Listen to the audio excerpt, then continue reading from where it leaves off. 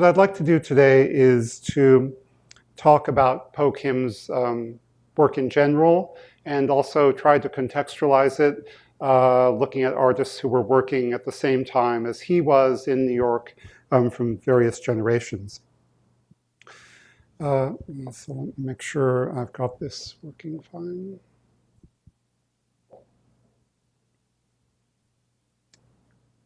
Okay. So with any important artist, we enjoy the work, but we also want to understand it. We want to understand what are the motivations of the art. You know, what lies behind this work that we're so engaged with and so impressed by. And there are various kinds of methods that have been evolved to try to explain and help us to understand. Some people turn to psychoanalysis, for instance. Or they look at history, or they look at art history in particular and look at the influences that an artist has assimilated and responded to and rejected. And then there's formalist approach to looking at art. So it's just looking at how the work is constructed, how it communicates its content.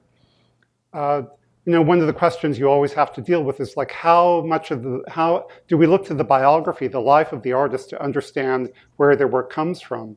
And it's very tempting to want to understand, let's sort of say you can like trace the artist's life through their work. And I want to do some of that tonight, but I also want to, you know, suggest that we shouldn't think that we can find the answers to all the questions we have in the biography of the artist.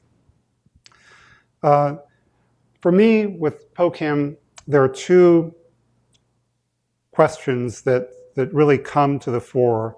And you know, he's had a long career from the late 30s when he was studying art in Japan to 2014 when he died.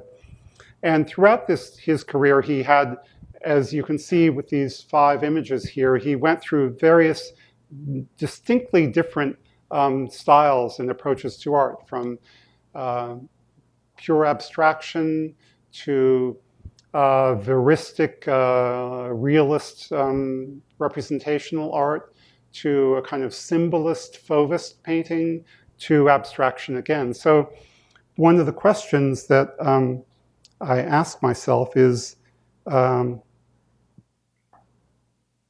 what does that mean? How do we understand that continual evolution, change? What does it mean? And can we relate this work, the different phases of his work? The other big question I have, I guess, is that Young Cho alluded to the traumatic experiences that Po Kim had in Japan during World War II and in Korea during the Korean War. And can we see evidence of that trauma in his art? And so that's like the other sort of tonight. Those are the two questions I wanted to focus on: is how do we understand his periodic shifts in style, and also how do we relate the work to what we know of his life? So let's start with the question of his stylistic shifts. And speaking of shifts. So in some ways, he was very atypical of his generation in that, you know, he didn't have like slight variations of the same style. He didn't start as an abstract painter and remain an abstract painter throughout his entire life, nor did he remain a figurative painter. So there are two great stylistic heretics in 20th century art. There are more than two, but one of them I think of is Francis Picabia, who some of you may have seen the Picabia retrospective at MoMA a couple of years ago. So Picabia, who began painting impressionist, post-impressionist paintings, and then shifted to this Dadaist, mechanical, not exactly abstraction, and then went into figurative work, and then at the end of his life became a purely abstract painter. And this made it very difficult in some ways. Picabia, you know, for a long time, most art historians and museums and collectors didn't want to deal with the complications of the copyist's life. They just wanted to focus on one particular period and pretend that the rest of it was just some aberration. And now we're much more open to, we don't insist that artists be consistent, and that we know, like, throughout your life you change and the world changes around you and your art sometimes has to change with it. So Picabia is one of the other great example, I think. Just turn this off. Is Philip Guston. So Guston in the 1940s, this image on the left was painting figurative symbolist work. He then became an abstract painter in the 1950s and throughout the 60s. And then in the last decade of his life, famously in the 1970s, returned to figuration, but with a very different attitude. So I think that when we approach Po Kim, it's good to keep in mind these examples of artists who have been unafraid to change when they have this inner drive, inner necessity that tells them, I can't go on painting the way I'm painting. I have to reassess what I'm doing. So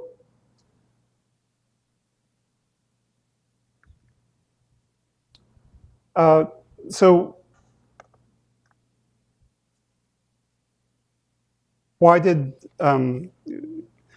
so Po Kim comes to the United States in 1955 after, just to give you a sense of just how traumatic his experience was. He was in Japan during throughout World War II, and he lived through the firebombing of Tokyo. And I'm going to just read a description, his own description of what that was like. Particularly, there was a firebombing of Tokyo in 1943 that killed over 100,000 people in a single night, which Po Kim was there. And he said, the air raids back then were terrible.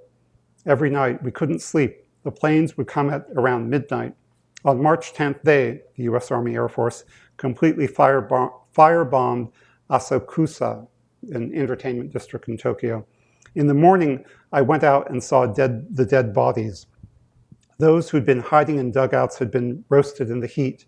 A mother and child were fused together. They were trying to get them out, but the flesh was burnt. If you held the skin, it would fall off. After seeing that scorched woman, whenever I see something burned, I mistake it for a burned human being. Clearly, like, you know, he wasn't just reading about war. He wasn't just experiencing it at a distance. It was like something that was, as a young man, he really had, you know, something that really was going to mark him for life.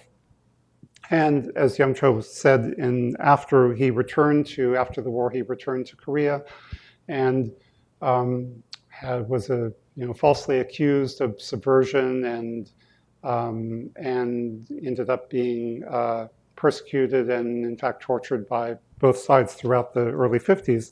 So he comes to, you know, naturally you can understand how he wants to get away, and he comes to the United States, spends 2 years in Champaign-Urbana, and then comes to New York City.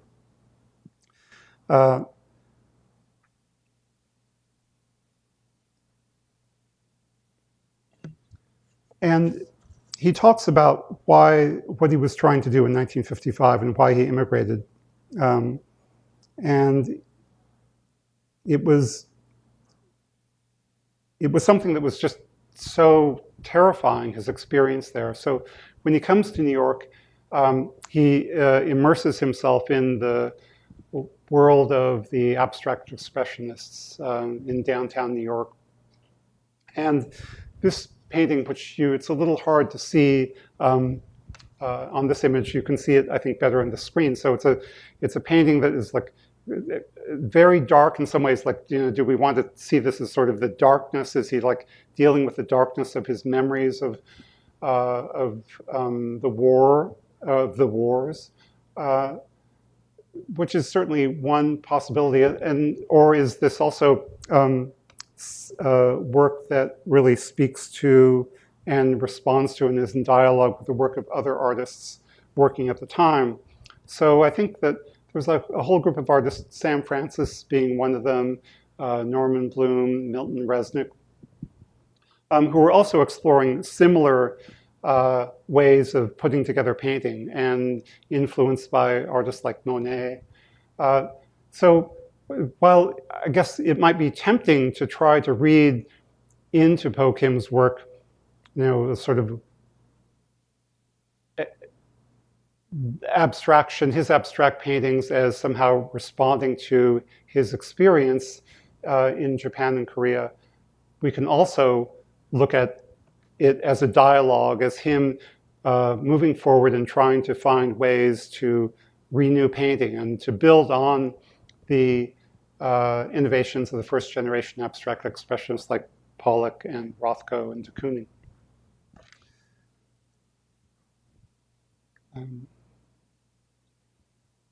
In one of the things he had to deal with coming to New York after his first years in Illinois was extreme poverty. He had no money.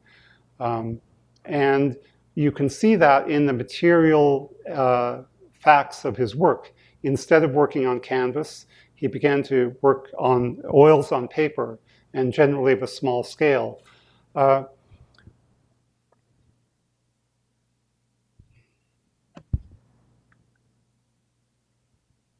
One of the things that I think was particularly interesting, if you think about Po Kim coming into New York City in the late 50s and early 60s, where many artists in New York were very influenced by Chinese, Japanese calligraphy.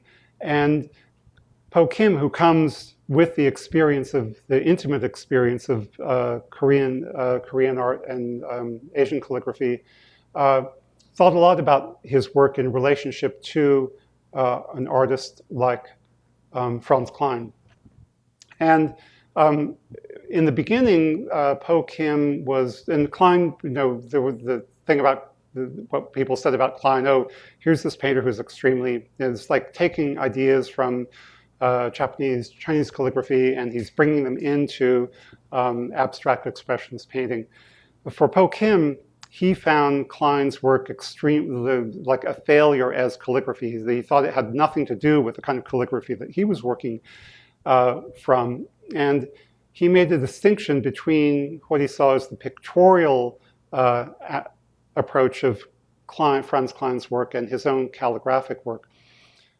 If you know something about Kline's work, that it might seem at first glance that it's the result of one gesture, but all the black forms in Kline's work are gradually built up with many, many brushstrokes. And unlike Po Kim's work, which is in a much more traditional approach to calligraphy, where it's just that single stroke, Kline is taking it in a very different direction. I guess over time, Po Kim, after first having great difficulty accepting and looking at and appreciating Kline's work, came to discover it as something valuable to him. So that calligraphy was incredibly important to a lot of artists at the time. One of Po Kim's first shows in New York was at Cornbury Gallery in 1962, which is a very important gallery. And that same year, the very first show at Cornbury in 1962 was a show called Poem Painting, which brought together the work of artists and poets who were collaborating. And as an example of that close collaboration through the medium of calligraphy or calligraphic inspired painting, these are some examples of works by Norman Bloom and Frank O'Hara. And so what I'm trying to do here is just to suggest how I think in an interesting way that Po Kim, his place and his understanding and relationship to that gestural abstraction was informed both by his knowledge of Korean traditional painting and his engagement with what New York painters and poets were doing at the time.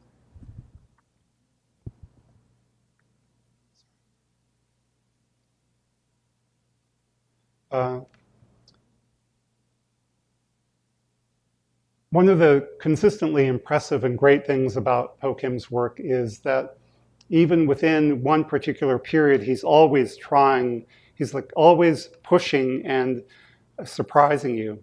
So, for instance, this is again like 1961-62, a work which is the same period of those small oils on paper I was just showing, but it's a very different, like his composition here is very different, and maybe he's beginning to think about something that's not so calligraphic, that's more somehow connected to minimalism.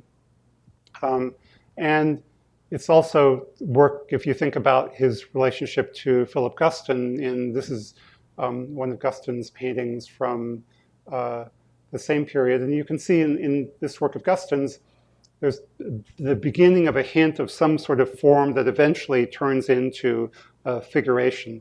And I think that as we can look now at Po Kim's entire oeuvre and see how like sometimes it takes years and years before something will emerge, but maybe there's like a little hint of it, let's say in 1962, that comes out 10 years or 20 years later. And again, just to another example of like, so it's still the same period, and he gives himself such freedom, and he's also an artist, I think, who had seemingly an inexhaustible store of visual ideas, of compositional. He was like willing to try anything, and I think also listening to the materials and like letting the materials lead him. So this, again, is like completely different compositional strategy from the work I just showed you, but again, from the same period. Slightly larger.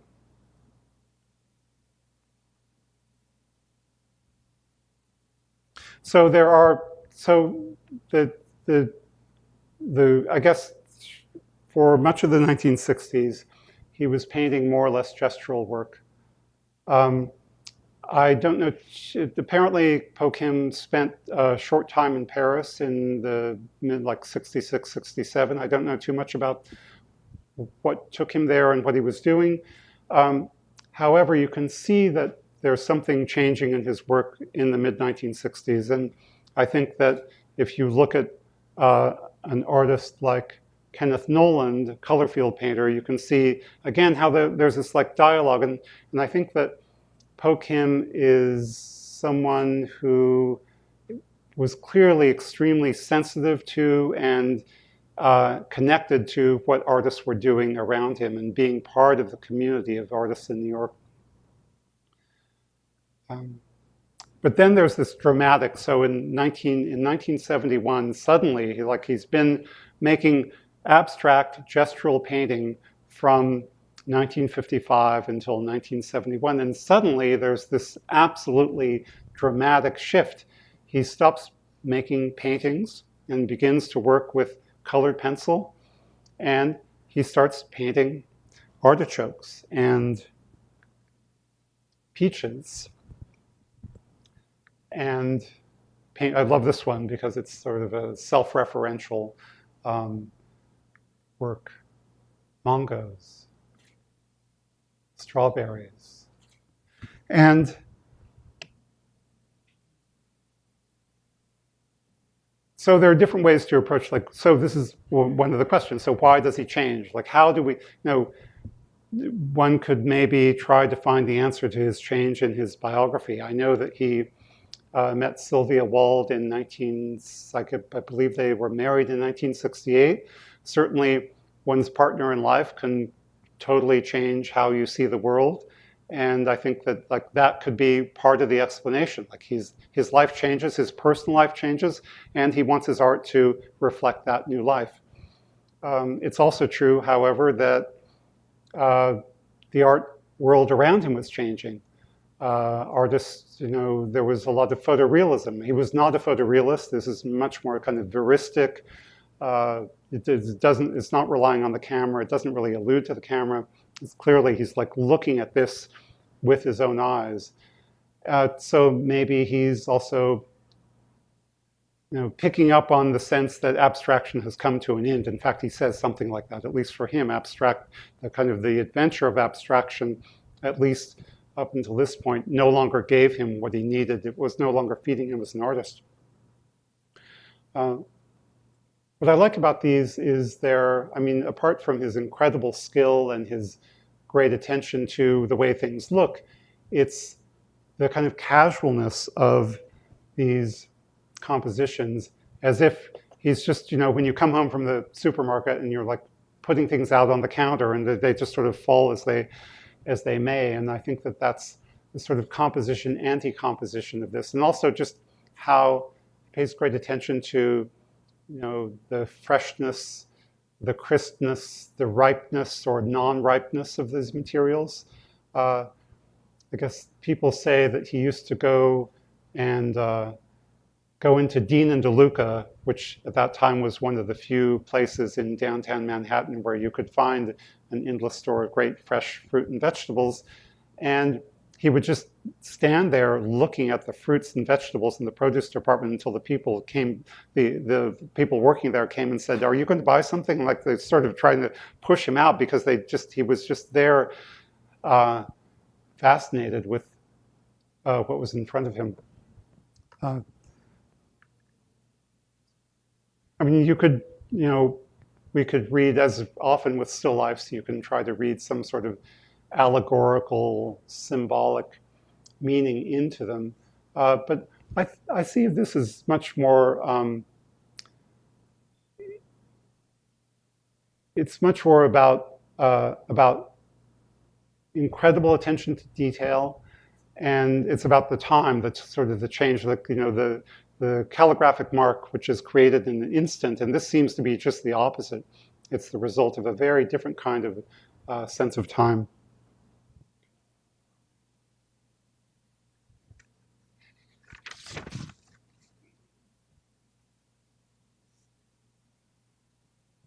But one thing that I think that this work has that relates to the earlier calligraphic work is the sense of something in this more or less empty space, which of course is not empty, but instead of a gesture in that void of the white ground, here you have an asparagus. So in some ways, even though they're created in a very different way, the relationship of image to ground, to figure to ground, is perhaps informed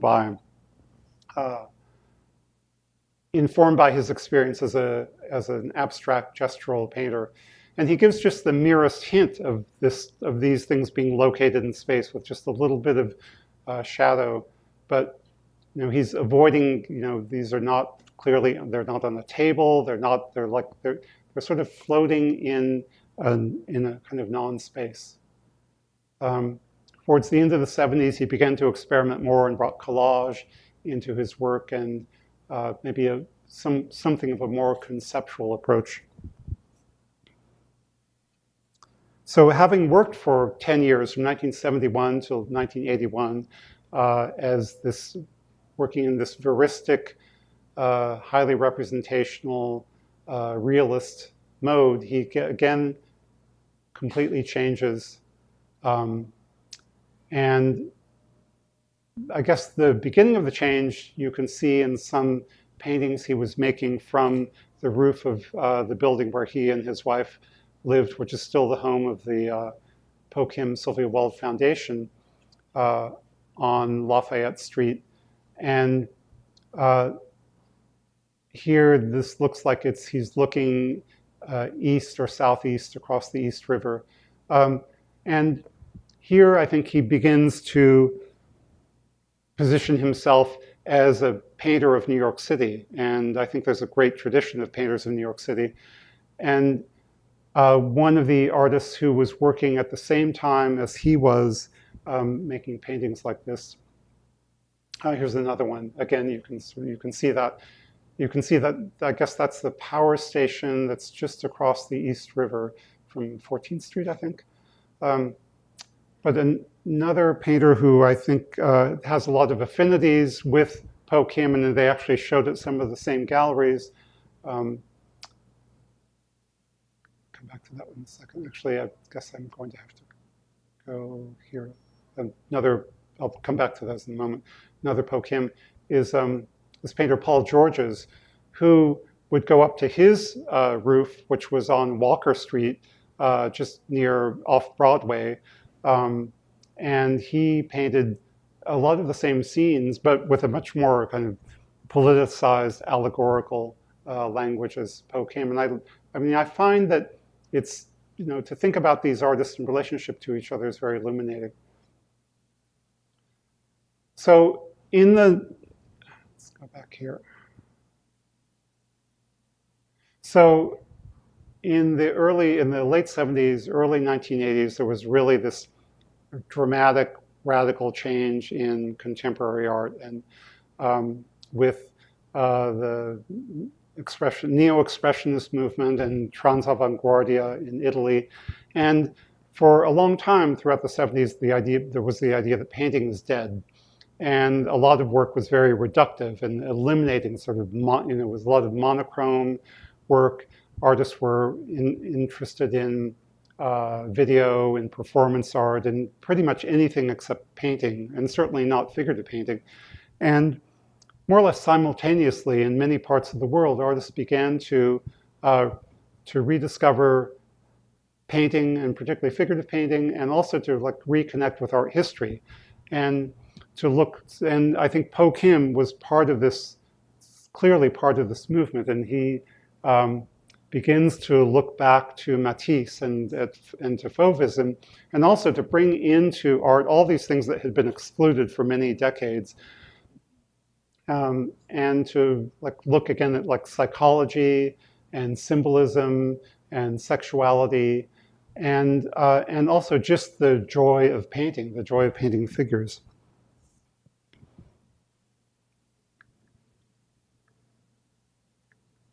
So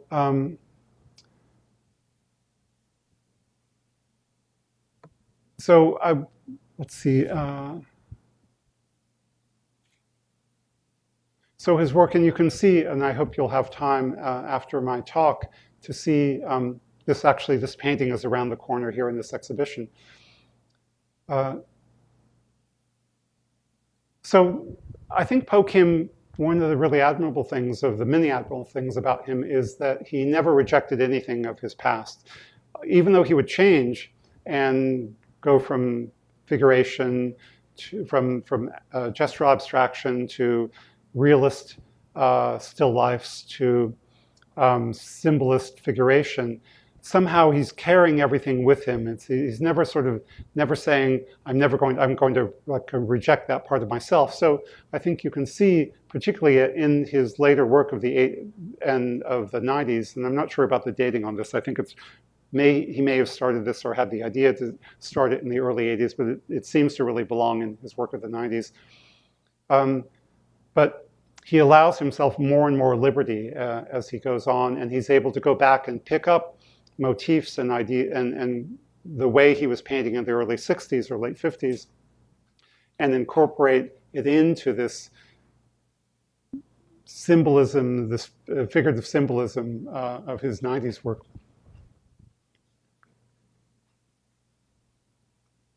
And to also start to work with very traditional genres like still life in a way that was not true of his 70s realist paintings.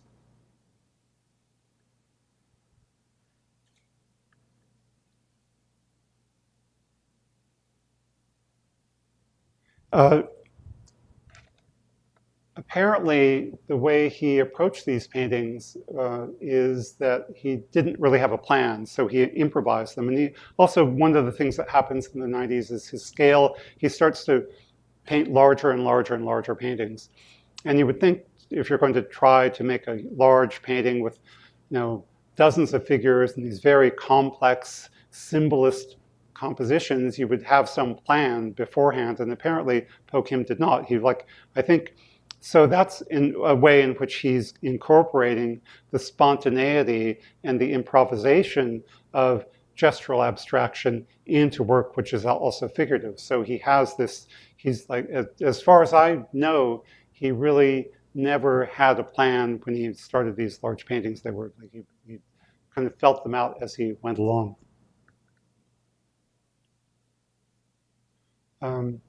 And clearly, one of the artists that was a huge influence on him is Matisse in many different ways. And I think in this painting, it looks to me like it's a painting of his studio. And I think about all the great Matisse paintings of his own studio, where you see a painting of one of his paintings, and I think that's what's happening here in this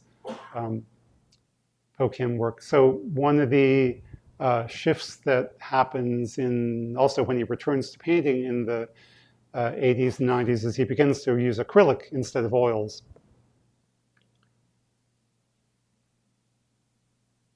Again, this is obviously a very Matisseian painting, but I think that it's as interesting and as important to relate Pokim's work of this period to the work of his contemporaries.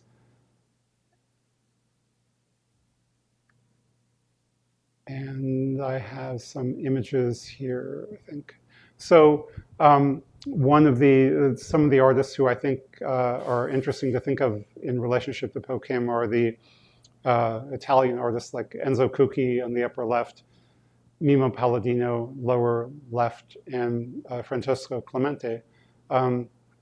And Clemente actually, like Pokim, came to New York and was an immigrant artist who explored a lot of the same kinds of deep, psychologically difficult and highly sensual kind of content that you see in Pokim's work. Another artist that I find interesting in relationship to Pokim is the German painter A.R. Penck, who, unlike Clemente, he didn't come to New York, but his work is like using this pictographic language, which is something that you see in Pokim, but also the like filling a canvas, like overfilling a canvas, like using every last inch, and I think also this sense of improvisation. So I think he was like, it's good to see Pokim's work as part of this, in the 80s and 90s, as part of this movement that expands around the world, particularly in Western Europe and in North America.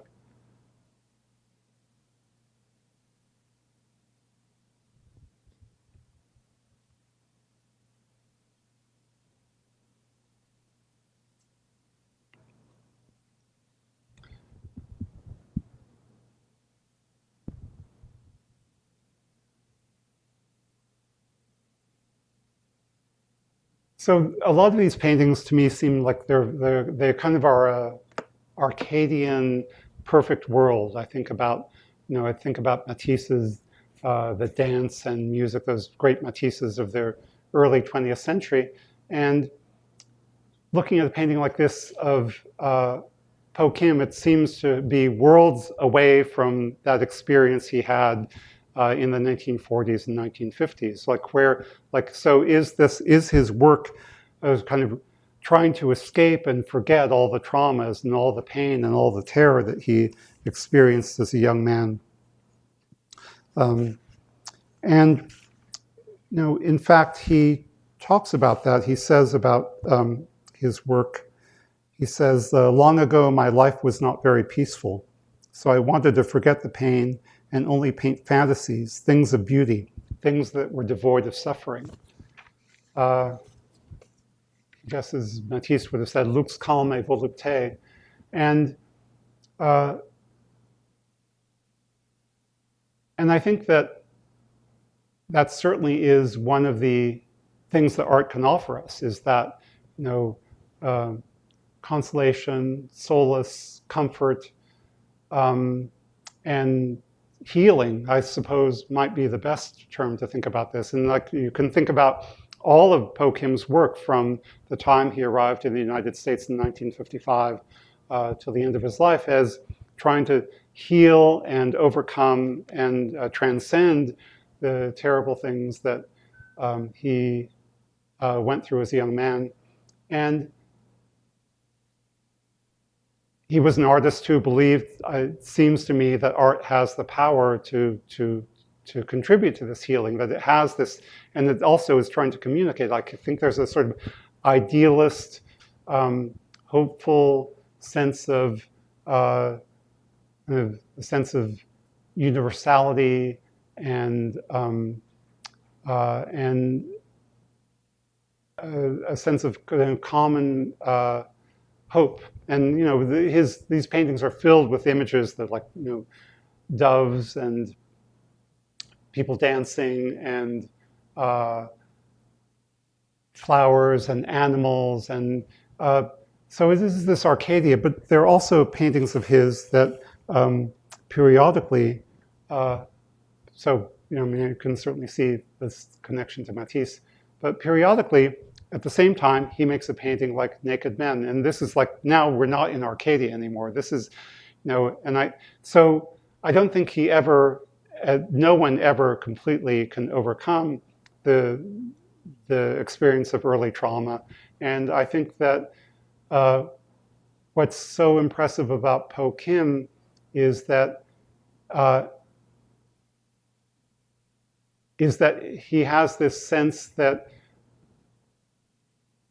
I guess, a belief in the power of art, and both as a way of celebrating what's beautiful and hopeful, and the sensuality and the experience and the pleasure of being alive and having survived. But he also is cognizant of the fact that around every corner and in constantly throughout our world, people are being brutalized and dehumanized and suffering the kinds of things he suffered and witnessed as a young man. So I think that artists that I find his work relating to in this period, again, this is another really powerful painting, and artists I find interesting to think about in relationship as Nancy Sparrow and Leon Golub.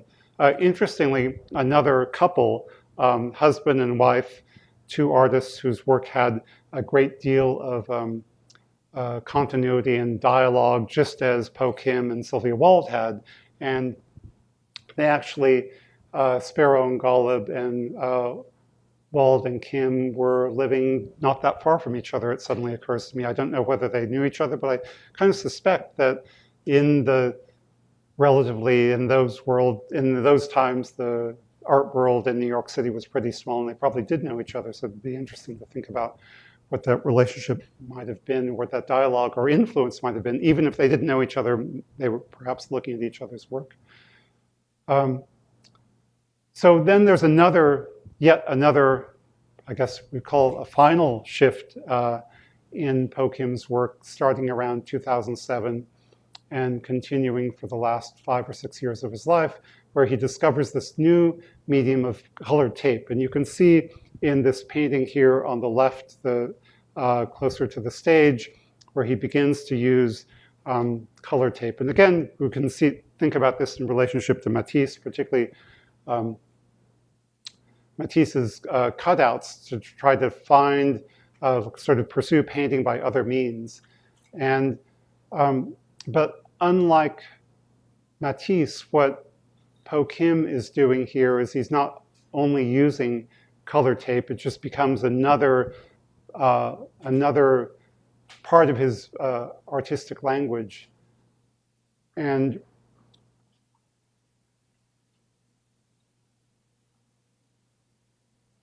I think also, in some ways, going back to the gestural painting that he was doing in the 1960s, these are actually, rather than using a brush, he's making a calligraphic line with tape. And I think these are, for me, these are some of the works I really am most impressed with in all of his really impressive career.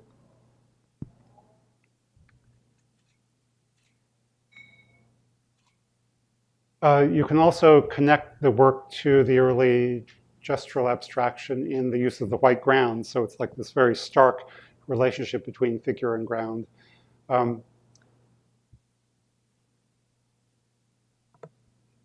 So he's again, I think one of the really impressive things about Po Kim is that he is always pushing himself, and he's never complacent. He's never satisfied. So he'll work for a few years in a certain mode, but like he's clearly asking himself, so now what can I do? What more can I get from painting? What more can I say?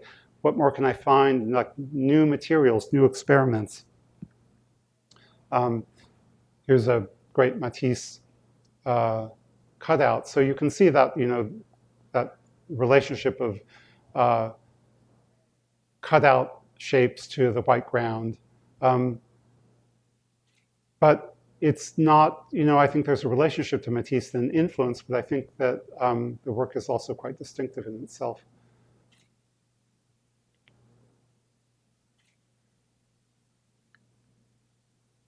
And so, but there's always, with Po Kim, there's always more surprises in store. So towards the, again, while he's working, making these color tape on white ground paintings, he also begins to work to return, to rediscover that gestural, like sort of loaded brush gestural abstraction. And I think produces some incredibly powerful and often very large scale paintings.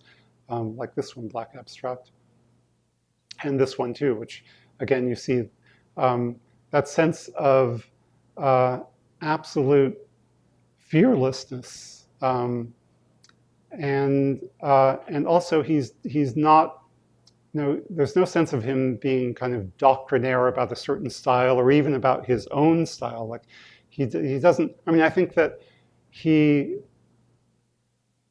was interested in trying to discover what the art was going to tell him rather than knowing beforehand what was going to happen.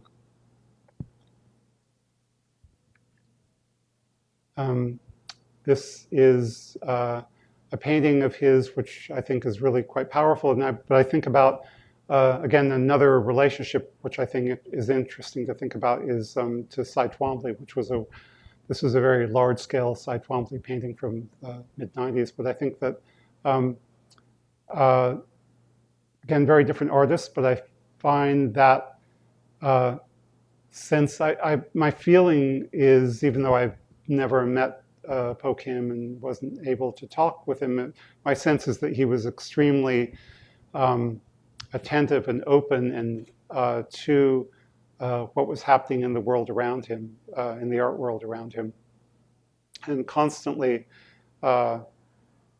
willing to try new ideas. Let's just go back to this.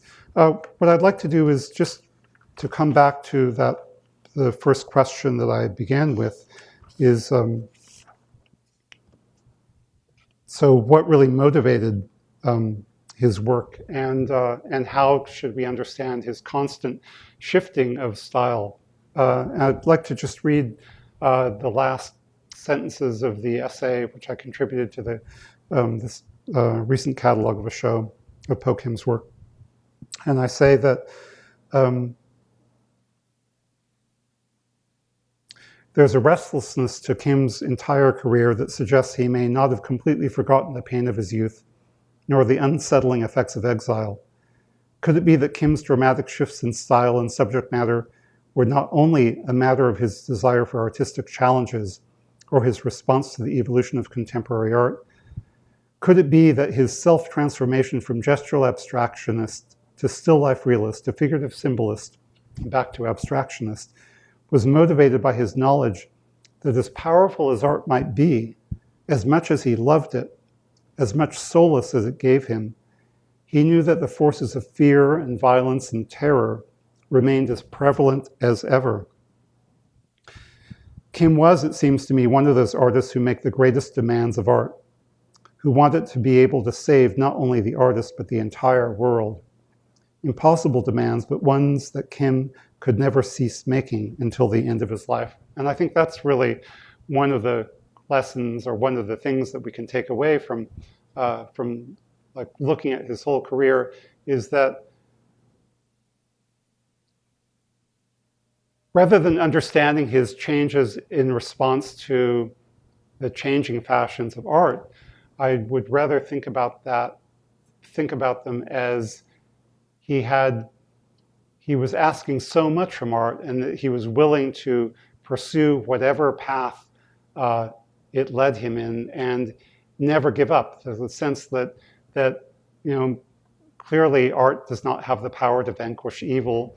Does it have any power at all? That's a question that's sort of, maybe an impossible question to answer, but one we have to keep asking. But it's that Po Kim's relentless questioning of himself and his willingness to open his art, to me, is a sign of his great faith in art. And as an art critic and as an art viewer, it's really inspiring, and particularly in times where sometimes it seems that art seems to be more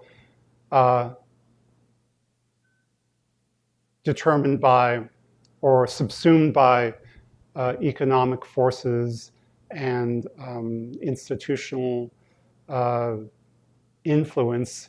To see someone who throughout a long 50, 60, 70-year career never gave up on a faith of art as some kind of transcendent experience. I think that's one of the things that one can take away from Po Kim's work. So anyway, thank you, and